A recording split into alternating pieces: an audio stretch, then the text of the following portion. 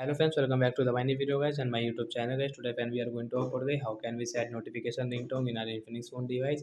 Friends, we want to set guys your phone notification ringtone. So friends, how can you set? Today friends I will show you. I will tell you in this video. So friends, now let's see how can we set guys phone notification ringtone.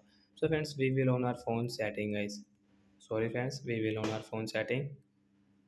After on phone setting, I scroll it, friends click on phone sound and vibration guys, tap on sound and vibration. Then guys scroll it, friends you can see guys your notification ringtone setting guys, tap here. So which ringtone guys do you like guys, you can set from here. So guys we will click on guys this down ringtone and okay. Once you can see notification ringtone will set, and once you can see this notification volume, you want to decrease, so you can decrease and increase your notification volume from here. So like that guys we can set guys notification ringtone in our Infinix phone device. So that's it guys, thanks for watching the video. I hope friends you have understood how to set notification ringtone in our Infinix phone device. So bye bye friends.